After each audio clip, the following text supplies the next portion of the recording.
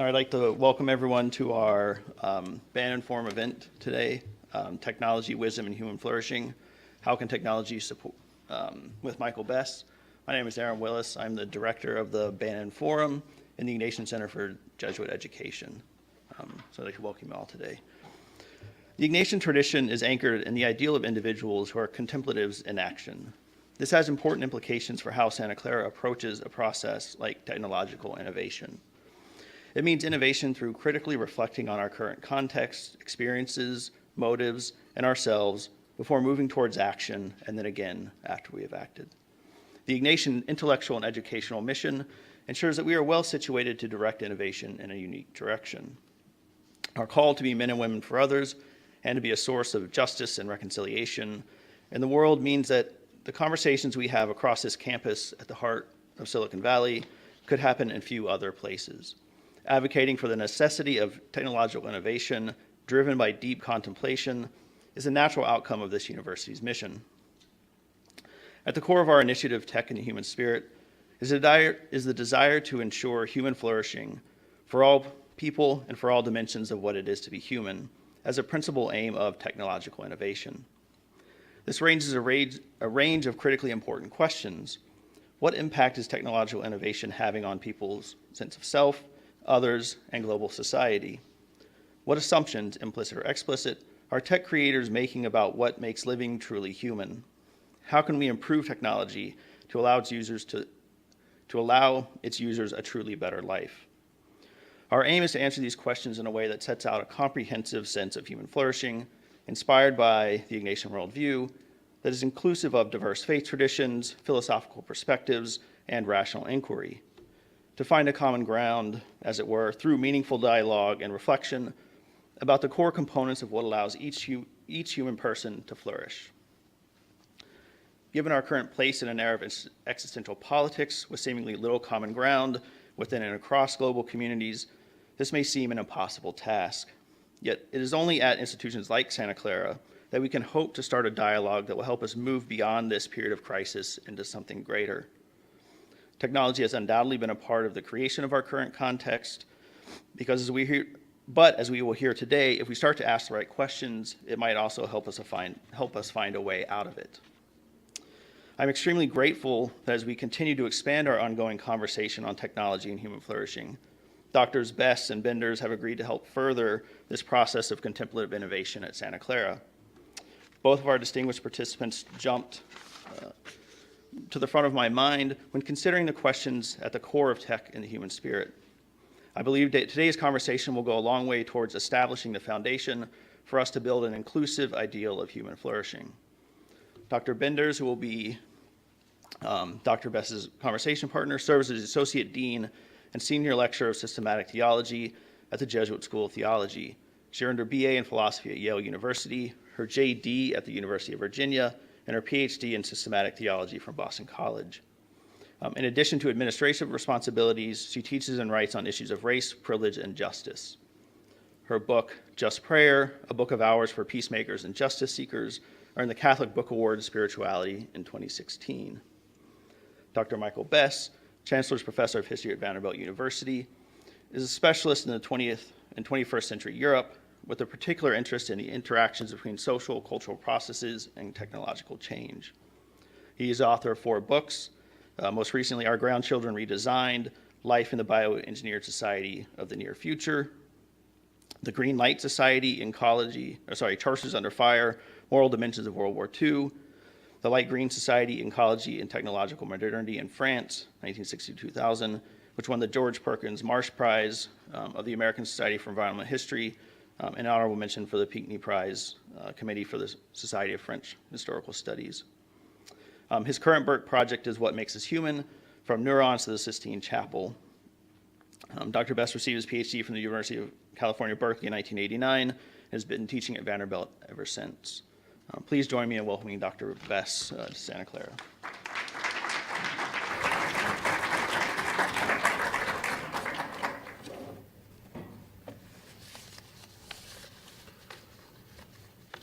Well, thank you, Aaron, for that very kind introduction.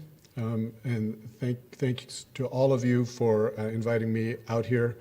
I had a lovely lunch together with Father Dorian, and thank you for agreeing to have a conversation together afterwards. I suppose everyone in this room probably knows from personal experience that technology can be wonderful, exciting, empowering, or it can be frustrating, dehumanizing, and wretched. And it all depends on what we expect from it and how we put it to use. Oh, let's see, I'll start my slides. The Jetsons, right, depicting an image of the future that's in which technology doesn't work. Let's try it again.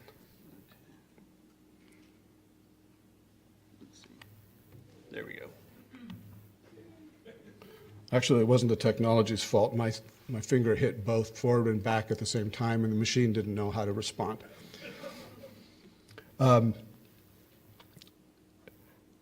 Just to give you an example, I remember when laptop computers first came out, we professors got all excited because we assumed that these devices were going to revolutionize the classroom. We would be able to access information so much more quickly in the classroom and connect with our students in unprecedented ways.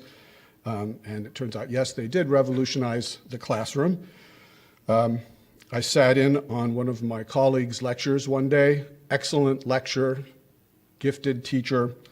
I sat in the back row because I didn't want to be disruptive.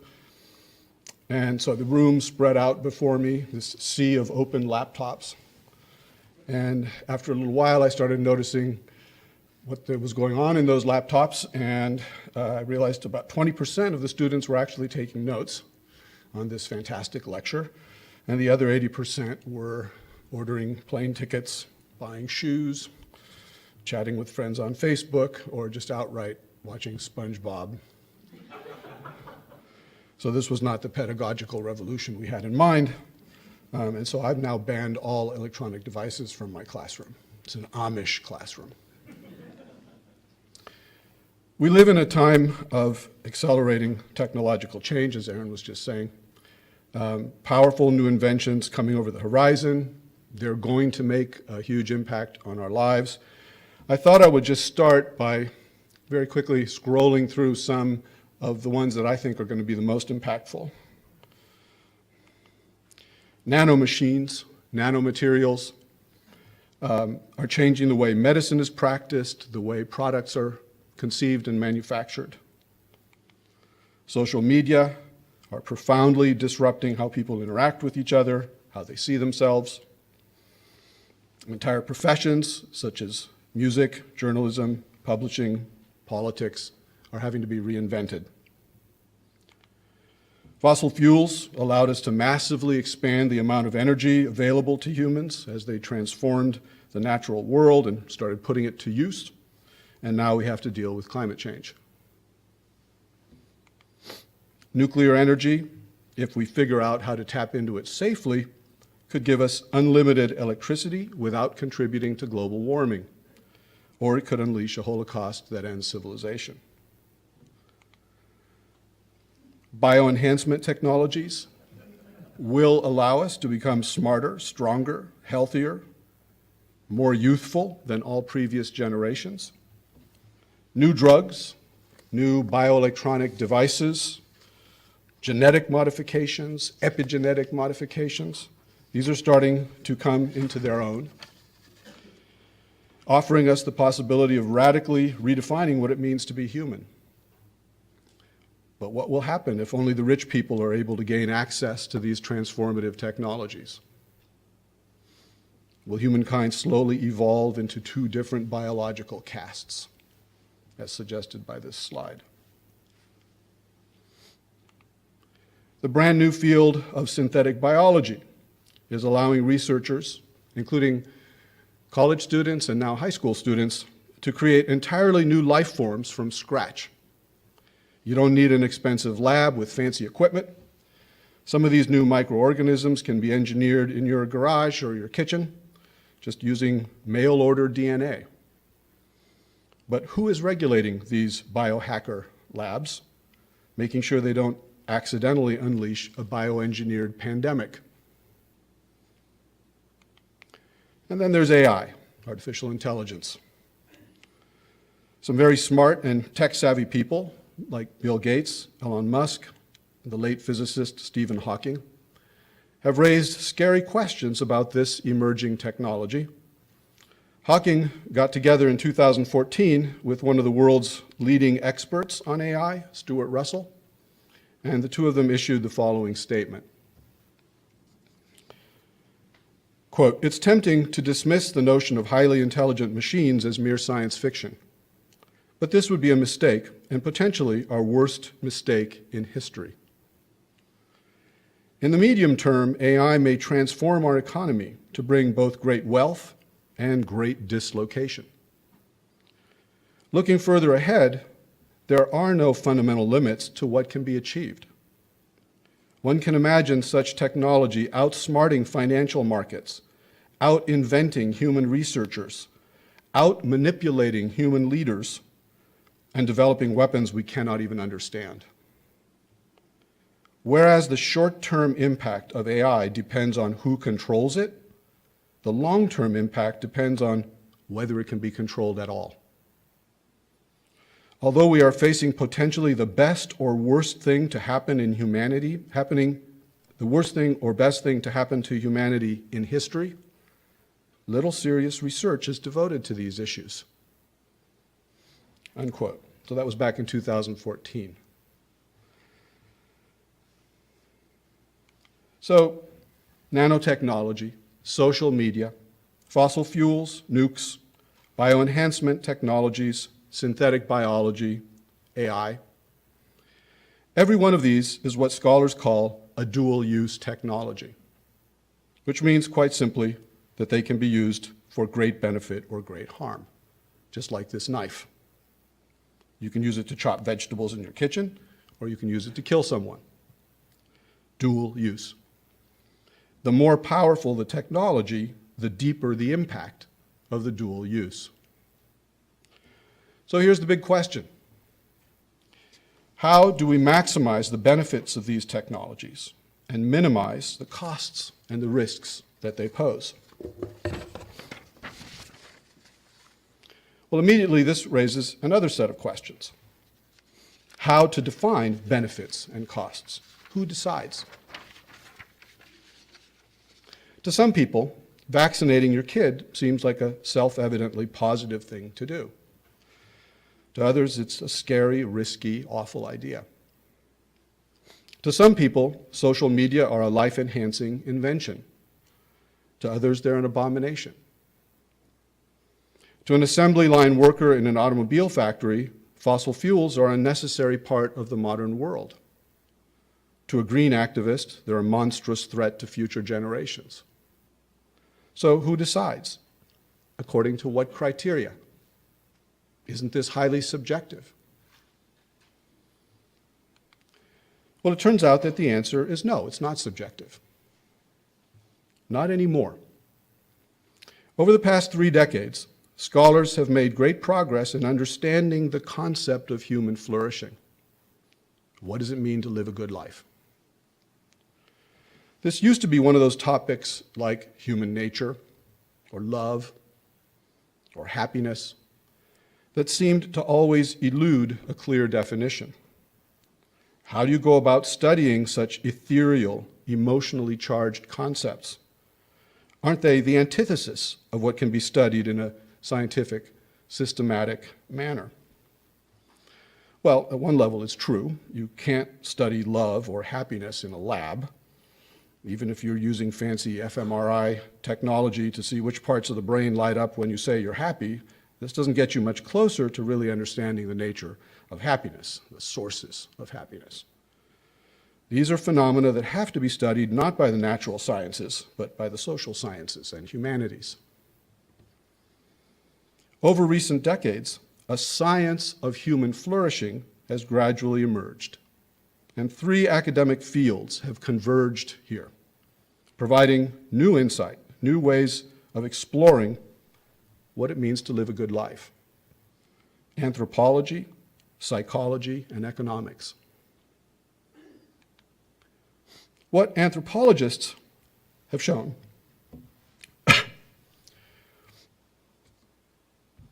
is that there are some traits, some qualities that all humans everywhere throughout history have shared in common. Hence the term human universals.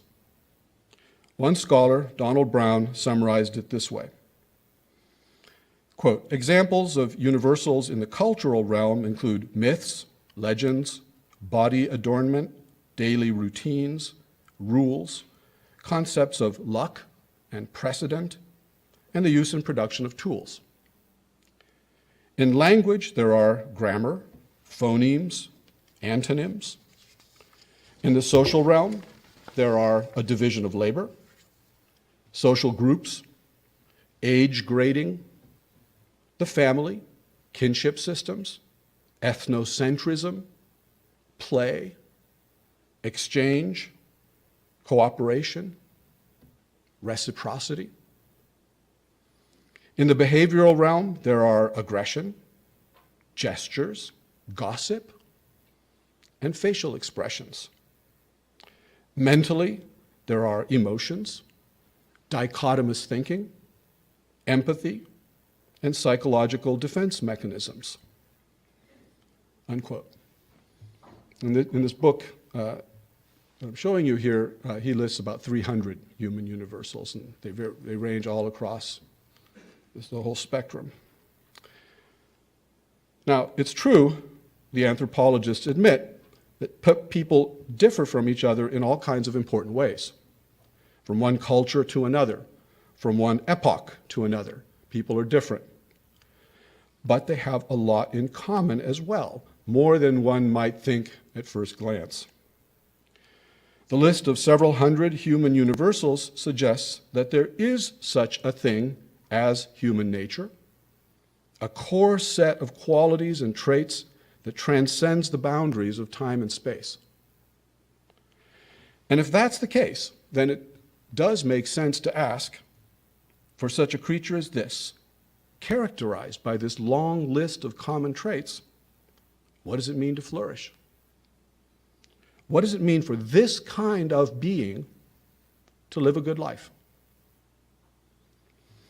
Well, here, two other academic fields have offered exciting new ideas. What I'll do now is briefly describe each of them and then condense their findings into a single list that brings together elements that I'm drawing from both. The first contribution comes from a branch of psychology that's known as positive psychology. It emerged during the 1990s as a reaction against the long dominant tendency of most psychologists to focus primarily on the pathologies of the human mind. This group of dissenting scholars basically said, we know so much about what can go wrong with people. Why not try to attain the same degree of rigor in figuring out what makes humans flourish? So, positive psychology. The second contribution comes from a branch of economics that's known as the capabilities approach. It was first proposed in the 1960s by the Indian economist Amartya Sen, and then it was further developed more recently by the American political philosopher Martha Nussbaum. Their approach does not seek to prescribe exactly what flourishing means for all persons. It doesn't dictate a specific set of societal or individual outcomes. Instead, it lays out a bare minimum group of conditions that have to be met if individuals are to have the chance to discover for themselves what a good life is. So my argument here is that we can take elements, key elements, from both these fields, the insights of positive psychology and the capabilities approach in economics, and combine them into a single comprehensive list. We'll call them the 10 major factors of human flourishing.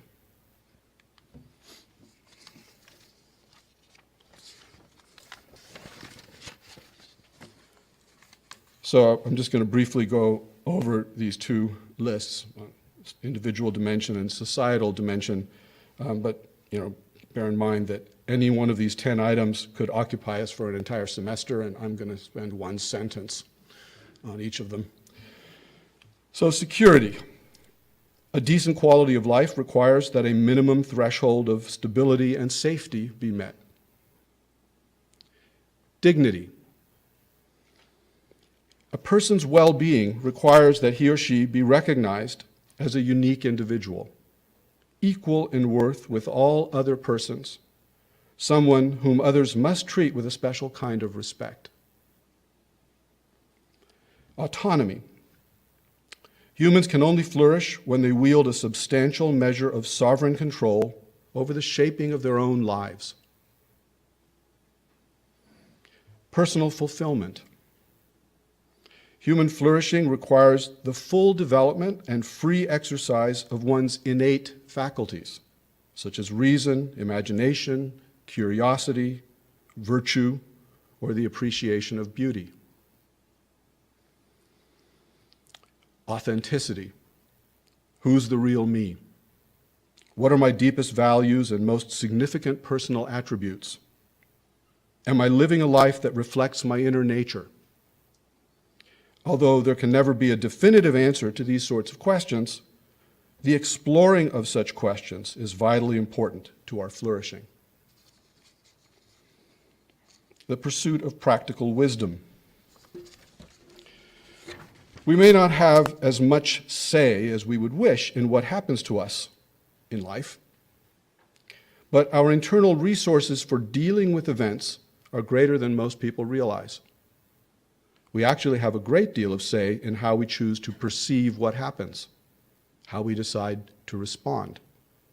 This is our window of opportunity for exercising practical wisdom. And now we come over to the other side, the collective or societal dimension. Fairness. A person is more likely to flourish if he or she lives in a society of equal rights and duties guaranteed by law. Interpersonal connectedness. No one flourishes alone. For most humans, to flourish is necessarily to live with and toward other persons. Civic engagement. Human autonomy does not just concern the narrow circle of one's own personal life. It spreads out more broadly, encompassing the entire public sphere that forms the collective context for our individual selfhood. And finally, transcendence.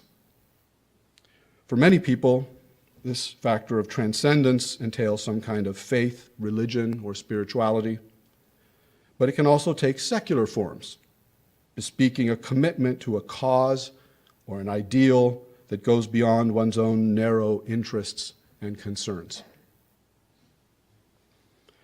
So here we have a list of 10 basic factors in human flourishing. At the beginning of my presentation, I said that most technologies have a dual-use quality. Everything depends on what we expect from our inventions and how we put them to use. Well, this list, or the ideas that underpin this list, can serve as a sort of moral yardstick. We can measure each and every technology by this set of standards. The bottom line will always be, does this new gadget, this new set of practices, actually contribute to human flourishing? Kind of like I did with the laptops in my classroom and ended up chucking them. Of course, as we pose this question in our daily lives, things will get complicated. Most technologies deliver benefits and harms in a sort of trade-off. A machine that boosts my ability to communicate will probably undermine my privacy. A technology that increases my security may also force me to give up a certain measure of freedom, and so on. Trade-offs are written into this, baked into it. We also need to bear in mind that every new technology has two dimensions of impact. It changes our lives as individuals, and then when it's adopted by millions of people, it also impinges on the shape of our society. and hence the two dimensions that I'm emphasizing here. When we ask about human flourishing, we have to keep both these dimensions in mind, the individual and the collective. So, just to get concrete about this, let's take a specific example and run with it using these 10 flourishing factors as our yardstick.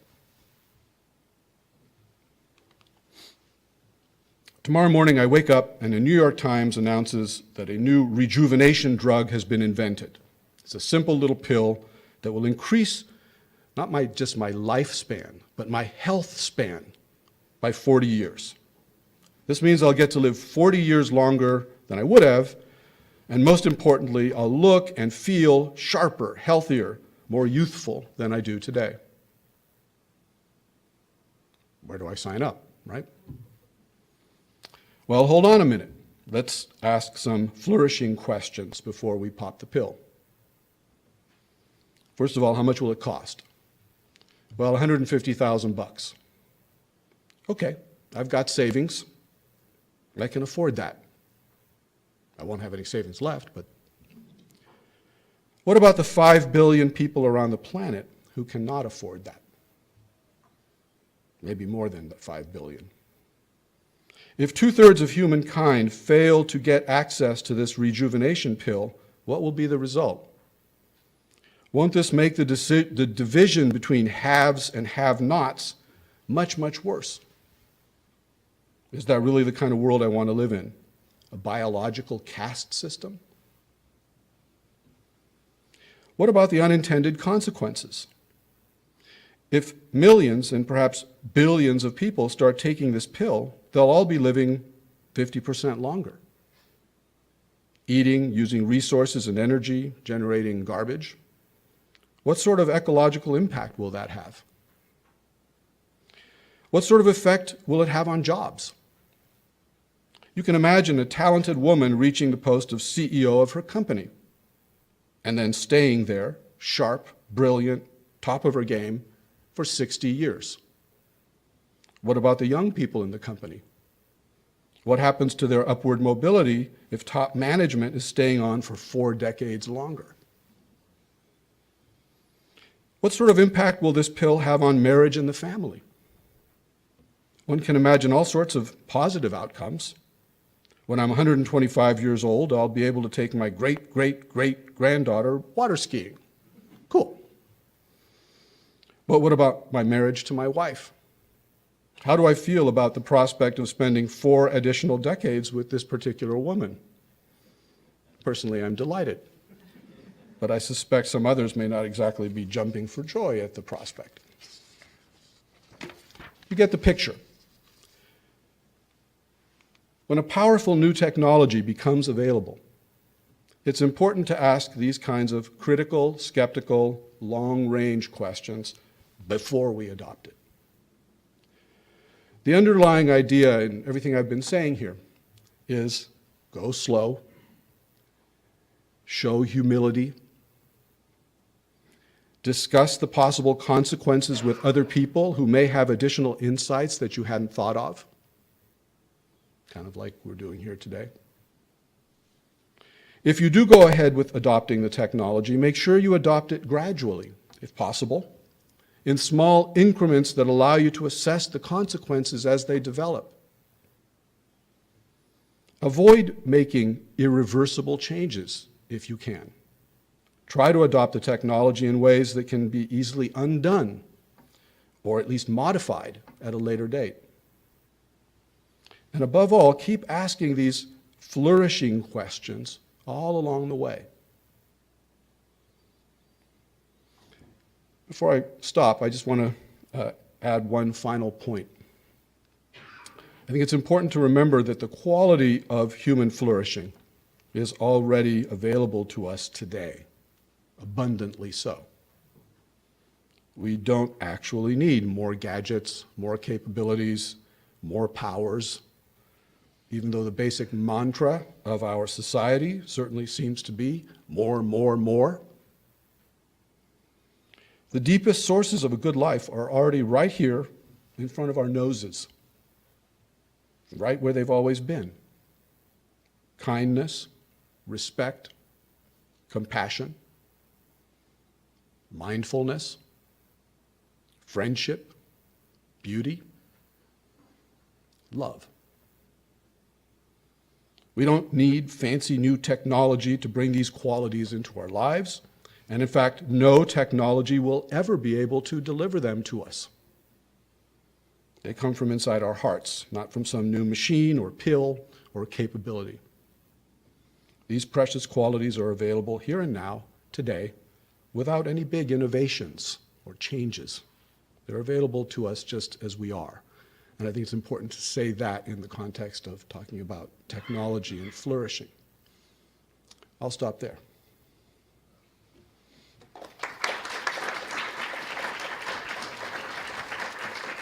Thank you.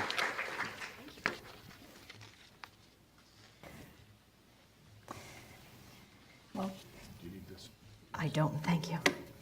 Thank you. I want to say thank you to Dorian Llewellyn and Aaron Willis. Thank you for this series. It's wonderful to have the opportunity, and Dr. Bess, thank you so much for your remarks and for your works in this area. So what I'm going to do is offer some remarks from within the Catholic tradition, and then we'll move to these more relaxed seats and we'll have a conversation with you as well. So let me bring our attention to Pope Francis's encyclical Laudato Si. By focusing on the integral ecology, I think we have a meaningful framework for the discussion about technology, wisdom, and human flourishing. And I'm sure many of you today here are familiar with that. So instead of going through the whole encyclical, let me pull out 3 themes. The first one is that the encyclical criticizes the technocratic paradigm. This refers in part to the idea that an instrumental mentality is a problem for us.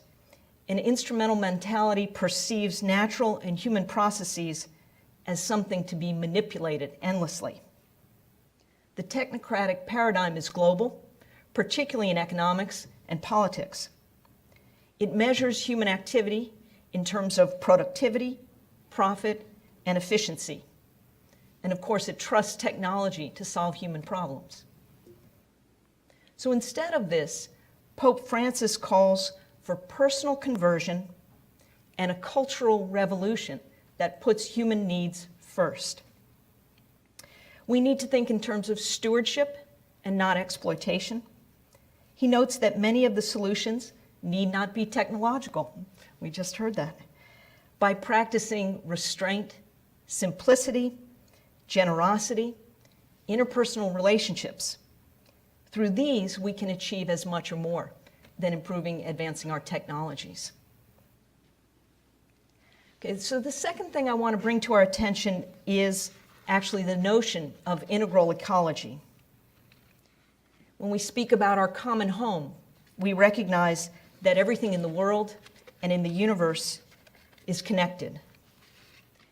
An integral ecology means that environmental decisions, obviously, are inseparable from the notion of the common good.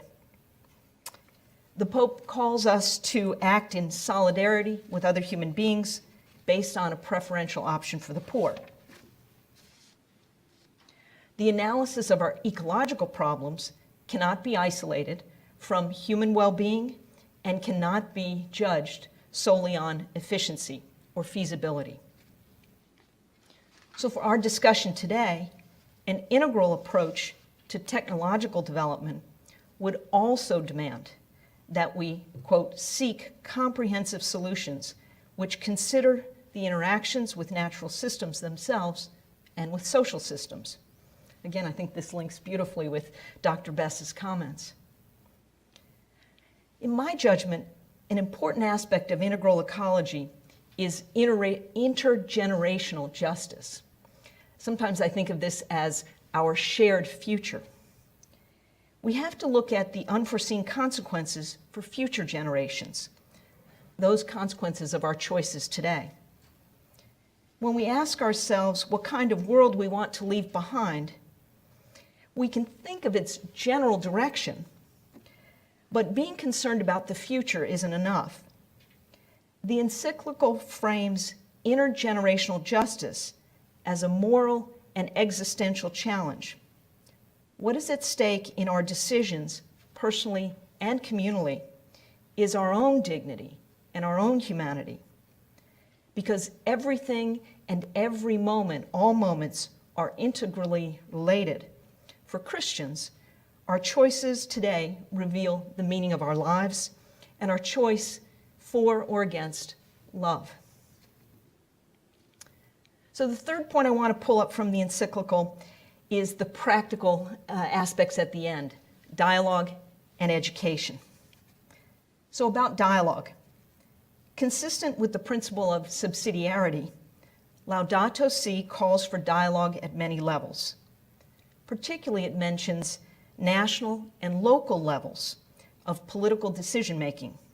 So this is smaller venues, perhaps, where it's possible to build community, to instill a greater sense of responsibility, a strong sense of community, a readiness to protect others, and a spirit of creativity. But Pope Francis also reminds us, quote, dialogue requires patience, self-discipline, and generosity. So let me speak finally about education. Education is critically important to human flourishing. We wouldn't be here, right? We educate in parishes, in schools, in families, and even organizations. Education means building on the natural goodness of human beings by cultivating our desire for beauty, for truth, and for goodness. Education is the means to spark social and civic and personal conversion. So whether we're at secular universities, which are organized to advance social and civic purposes, like Vanderbilt, or are we at Jesuit faith-based universities like ours, organized around the principles such as cura personalis or men and women for others. We are all called to educate for human flourishing. So in my most sober moments, I fear that the consequences of the technocratic paradigm might already be irreversible. But I have hope. I have hope in God's liberating spirit. And I believe that the Spirit is always working to free us from our stupid choices, our self-centered choices, our short-sighted choices. And I also have hope, I think I share with Dr. Bess, the hope in the goodness of human beings and those qualities of human flourishing. And the one last question as to who decides about technology and human flourishing, I'd suggest that perhaps we do in every decision that we make. So thank you. Those are my remarks that I offer to this conversation. So with that, we'll move to comfortable chairs. And what I want to, what I'll do is, please, if you'd like to pick your best side, flourish. So what we'll do is I'll start out with a question just to get us going. And then I'll invite you to ask questions, to join the conversation. And I thought, in the spirit of integral human flourishing, I'd ask you to keep your remarks brief so that other people can also join the conversation. So, thank you. All right, Michael. So here, thank you again for your remarks. Thank you for yours. So when I think about these conversations we've had, one of my questions is, given your expertise, has any other community or society exercised restraint in the face of technology? Have there been any processes that we can look to or we can learn from? So I have to admit that Alison shared these questions with me in advance, so I'm not just thinking this up off the top of my head, because otherwise I would just be stammering here trying to figure out. There are important historical examples of major technological renunciation. There's the example of the Amish that I mentioned earlier.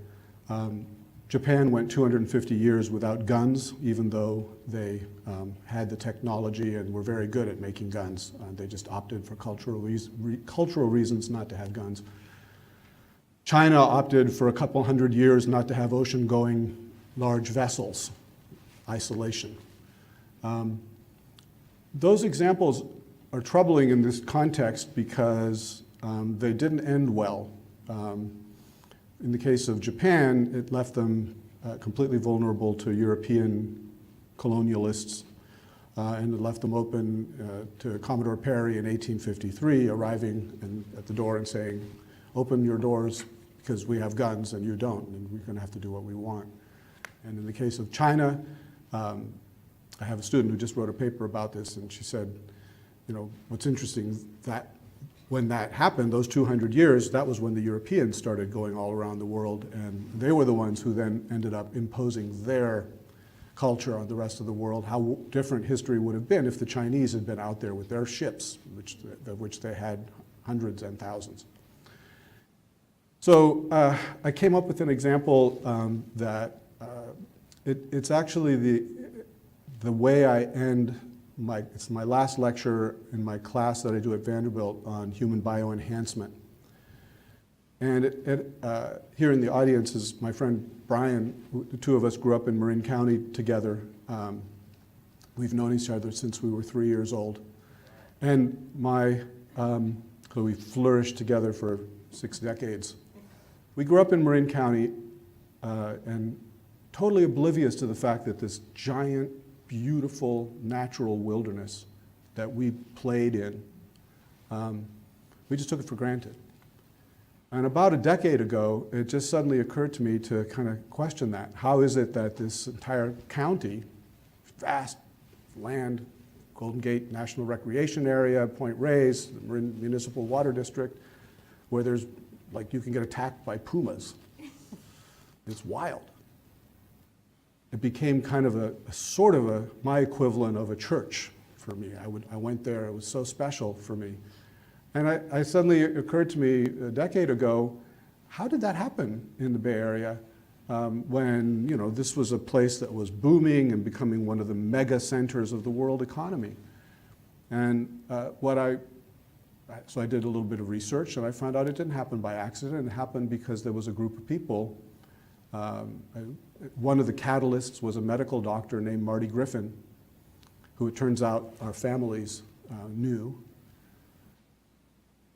They just started doing the things that one does to preserve and conserve and protect from development.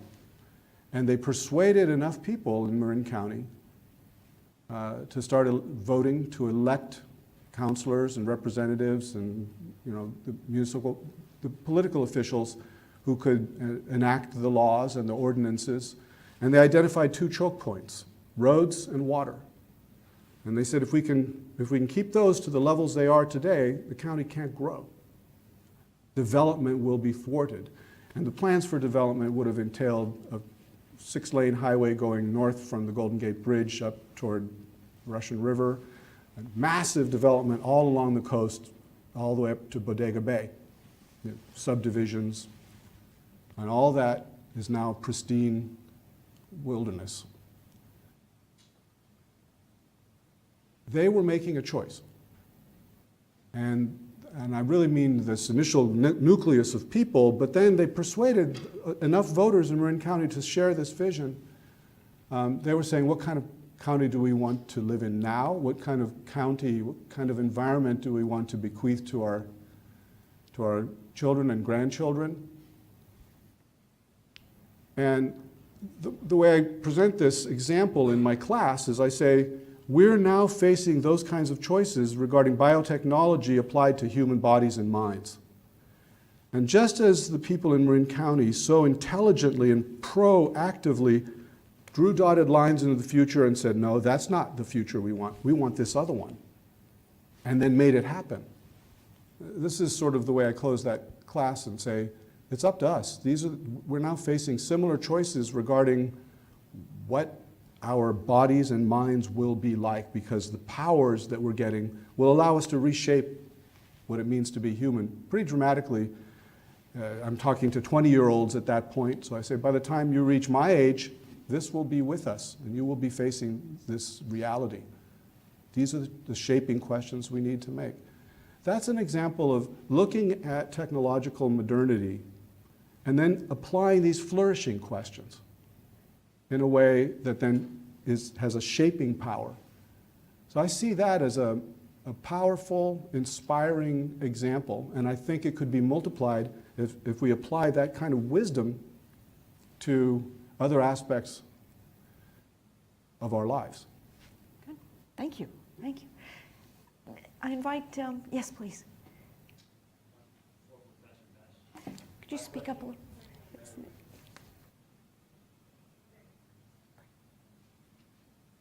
I'm concerned about the lack of government regulation on some of the emerging and disruptive technologies that you mentioned. We've already seen it in spades regarding social networks.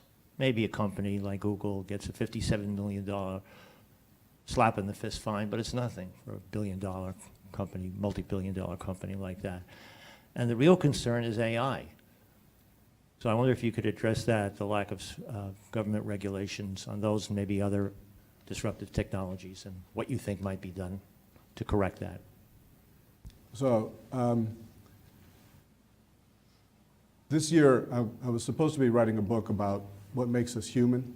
And then I went to an AI conference 2 years ago, and I saw exactly what you're seeing. It scared the heck out of me. How about now? You're scared now after all the social networking breaches and privacy lapses? Well, what really scared me was some of these experts, these were top people in the field. This is a conference in New York about AI. They were acknowledging that down the line, the AI is going to become self-modifying and very powerful. And they weren't so much, they're saying, the self-driving cars, that's going to be socially disruptive. AI that manipulates the stock market, that's going to be socially disruptive.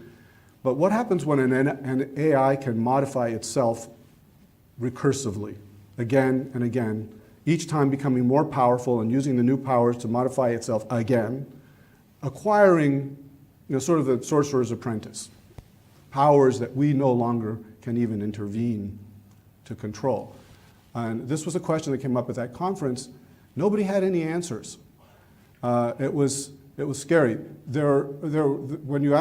then came home and got on the internet and started looking around, and there are some researchers here in the Bay Area, in Boston, at Oxford. But you can count these people who are actually devoting 100% of their time to these long-term questions about AI on the fingers of your hand. It freaked me out so much that I put down the book I was working on, and I'm now close to finishing a book on this subject called Wisdom at the Brink. And the key element that's most disturbing is international regulation and control. It's hard enough to get regulation within one country. Some countries are really resistant. But when you see yourself as competing, China, Russia, Europe, America, and it's me first and every nation for itself, as long as you're operating in that international self-help system, somebody's going to say, well, you regulate it in your country, it's just going to flow to the place with the lowest level of regulation, and they'll be ahead, and then we'll be left in the dust. There's no answer to that except to get beyond the international self-help system, which has governed international affairs for the past 400 years since the Peace of Westphalia. And what we're saying is, this is a big ask, what I'm arguing in this book, right? But they've done it in the European Union for a significant portion of the planet. The question that I then spend 7 chapters working on is, could this be generalized to the planet level?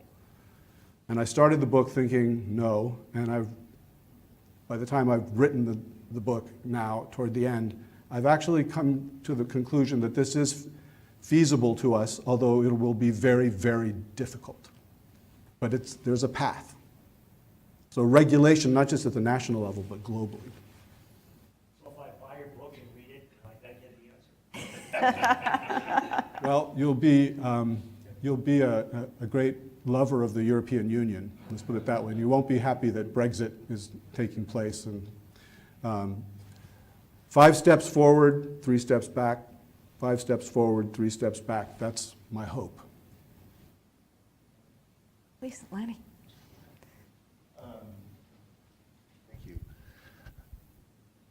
Thank you very much, both of you. Very penetrating and stimulating, and your recursive, the fear that the recursiveness of AI and your physical demonstration of that with your hand reminded me of an old theological concept, incurvatus in se, which is Latin that means curved in on itself.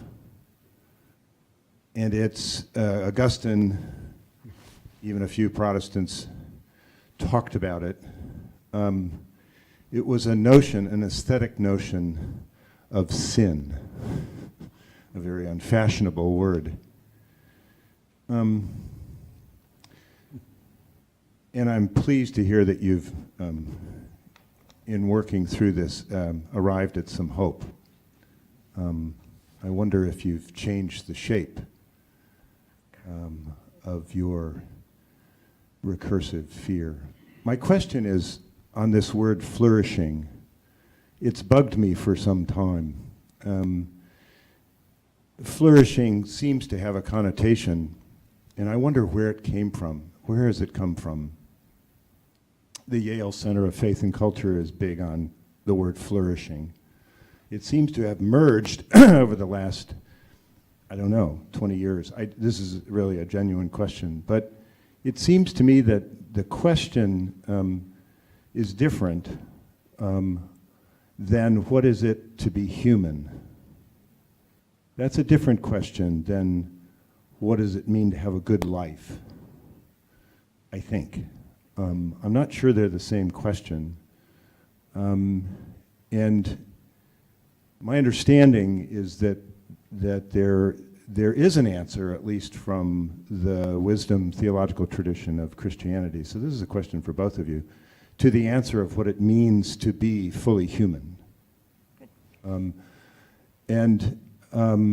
not sure that's the same question as flourishing. To put a little edge on it, I'm not sure that the lower part of the pyramid, if you will, the now 1.4 billion, maybe higher, population of the earth would be looking for flourishing. I think they may be looking for survival. And then there's a mass of people who are only going to grow called immigrants or refugees or people seeking asylum, a new exodus or exodi, if that's plural. I'm not sure they're looking for flourishing. I think they're looking for a home. So can you help me out? Is flourishing the right word? Good. Thank you, Lanny. Please. It's a lot there. Pick And one. you may want to weigh in as well. I guess I go back, the capabilities approach that I was referring to in economic theory basically agree with what you're saying. They're saying we're not going to try to specify what it looks like to flourish, but look at all these people who have nothing. We need these people to have the basic capabilities before we could even start talking about them living the Aristotelian dream of full expression of your faculties.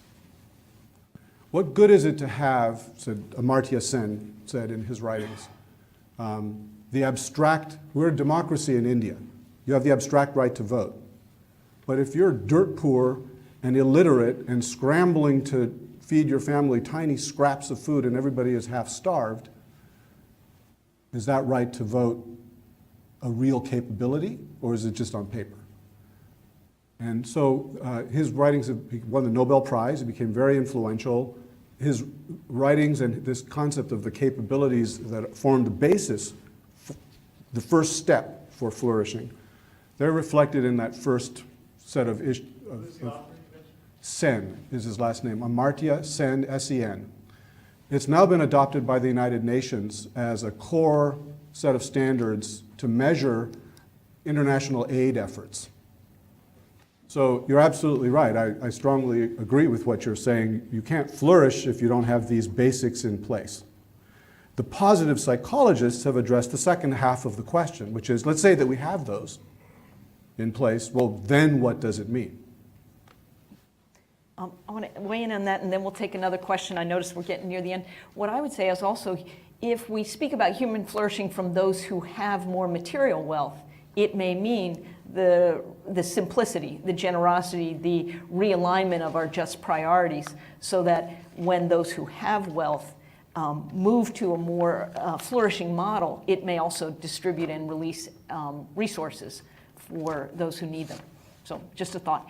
Yeah, please, in the back, I see you have a question.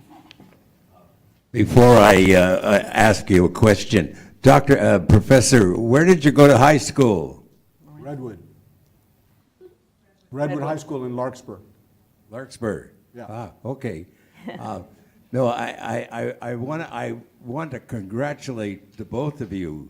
I'm 90 years old, and I have a little bit of history of Abraham Maslow and Teilhard de Chardin, and you are advancing their causes very much in what you're doing. I look forward to your book, Professor.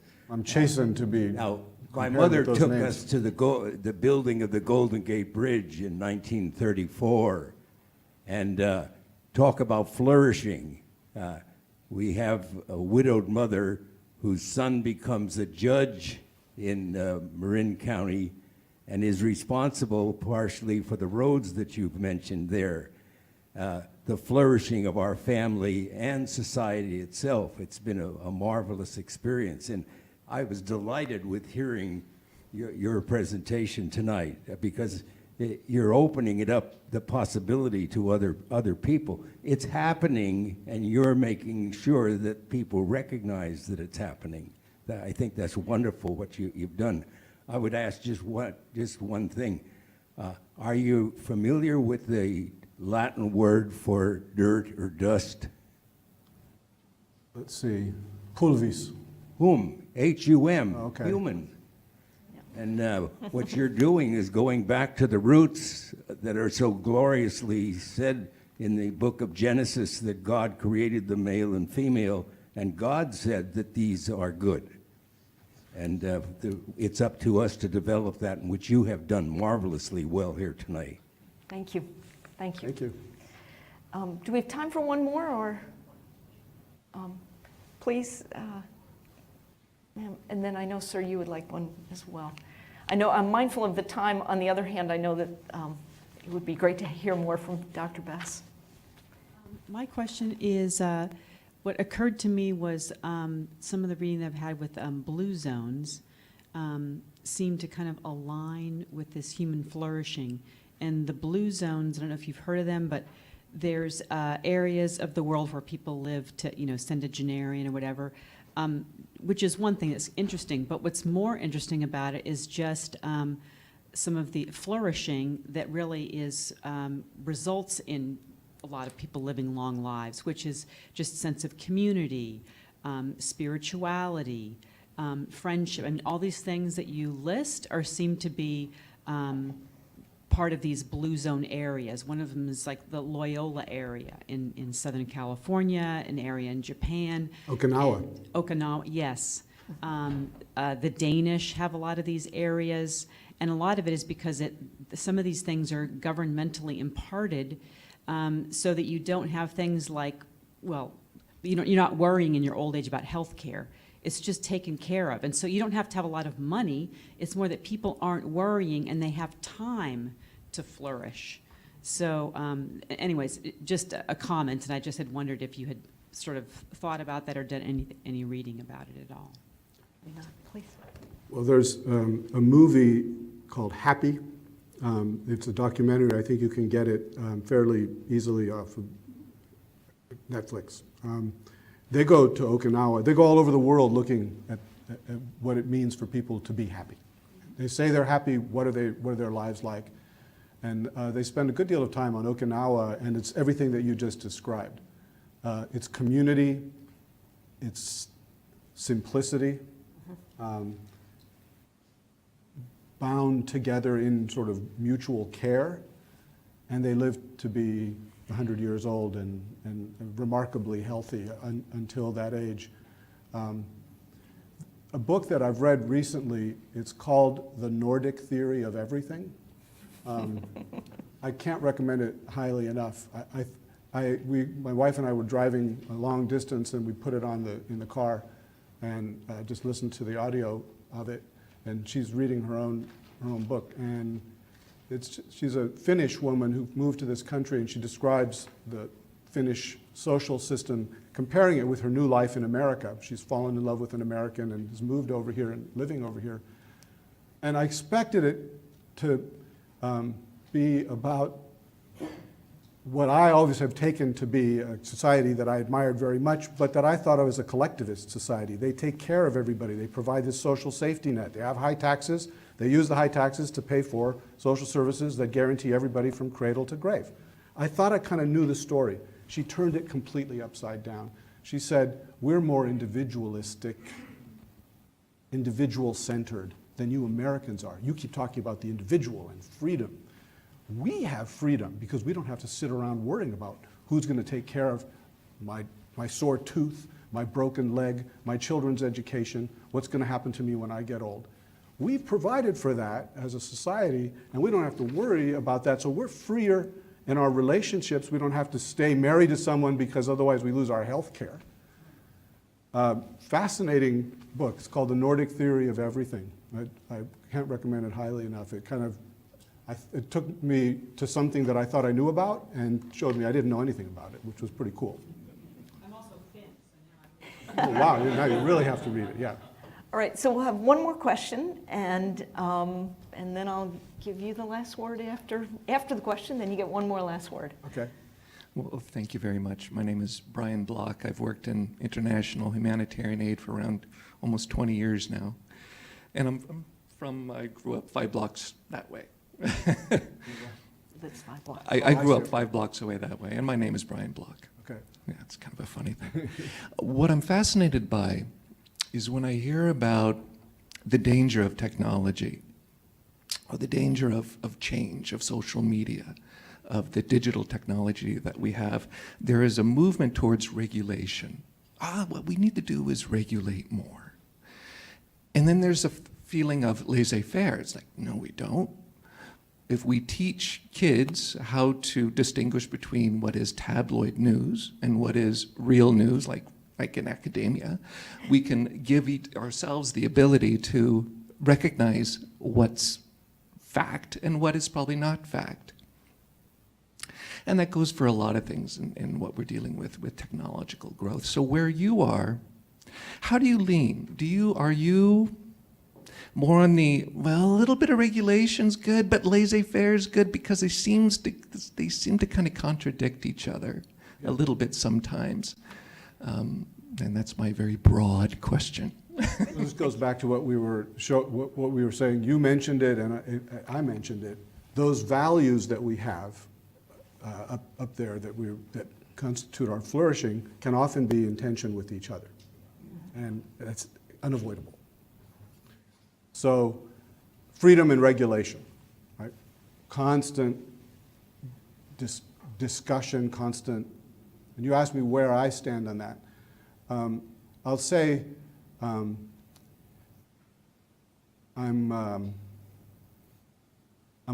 try to be a pragmatist when it comes to it, and I guess I would say we should have as little regulation as we possibly can, but have as much effective regulation as we need.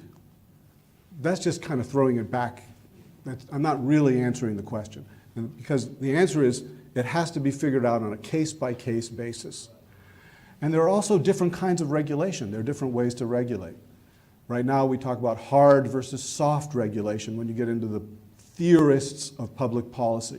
Hard regulation is top-down, thou shalt not, and we will send in the inspectors and all that. That may be necessary for certain kinds. I think every synthetic biology lab in the world needs to be inspected by somebody who's not directly involved in that lab. And it's not. So high schoolers are making new life forms and modifying life forms at home, and nobody's looking. And they're buying DNA online. That's crazy. Sooner or later, that's going to come and bite us. Soft regulation is, let's find a way for government representatives to work with people who are prominent in these fields in business or in academia, and let's get the labs to, in a sense, police themselves. And as long as, and there are large areas of practice where the scientists have shown a great deal of concern. Scientists are not the enemy. Technologists are not the enemy. Sometimes we get into this mentality where they're going to kill us all, but most of them, the vast, vast majority, are deeply ethical people who really are concerned about the implications of what they do. And you take Jennifer Doudna, or Doudna, I don't know how to pronounce her name, at Berkeley, who invented the CRISPR technology that's just been used to create the genetically modified babies. But she immediately went public with, we need a moratorium, this is super dangerous stuff, we need to have a public conversation, let's open this up, let's be transparent.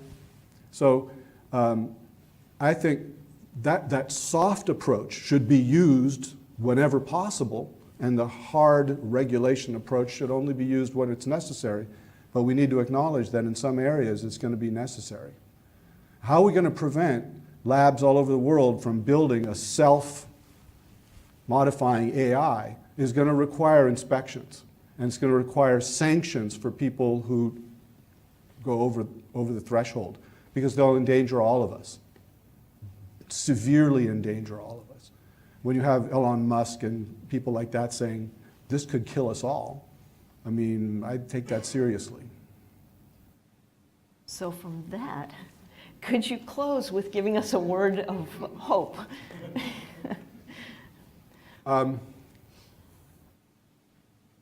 One of my favorite uses of the word hope was by the president of the Czech Republic, Václav Havel. So it was 1985, he had just spent 20 years in and out of prison being persecuted by the communist regime, which he was repeatedly opposing, being persecuted for it. It's 1985, he's in prison. Somebody comes to interview him and says, do you have any hope? And he answers with one of the most inspiring responses I've heard to that word. He said, hope is not a prognostication, it's not optimism that things are going to turn out okay. Hope is not, it's going to be okay. Hope is the willingness to invest your energy in enterprises that you think are worth pursuing simply because they're good. So the more grim the situation in which you demonstrate hope, the deeper the hope. It's the opposite of it's going to be okay. It's more like, this is what the world needs, and I'm going to commit myself to it, even if I don't really see much of a chance, I'm going to still try. And I always found this very moving. And then I saw recently, just this year, a documentary that showed him, somebody was asking him, a variant of that question, and he said, imagine if lots of young people actually do start to operate out of that kind of hope, doing things not because they stand a chance of success, not because of some calculus you're making about how the future is going to turn out, but rather, this is the right thing, this is the way I think the world needs to go, and even though it's going in the opposite direction and the odds look grim, this is where I'm going to put my shoulder and push. He said, imagine if lots of young people do that, the world could really, the trajectory could really change pretty dramatically. So it's a different definition of hope. So we'll have hope then. Good. Thank you. Thank you, Dr. Bess. And thank you, everyone, for coming this afternoon. Yeah, I want to thank everyone for coming, and thank Dr. Benders and Bess for an engaging conversation. Just a quick note, we have on February 28th, we have a TEDx event continuing to explore this theme, and then April 4th and 5th, April 5th will be the public event. We'll have a conversation around Chinese and Western ideas of the human person and how that shapes AI. So be on the lookout for those two events. If you will, fill out the forms in front of you just to give us some feedback. I would appreciate it. Have a great afternoon. Great, thank you.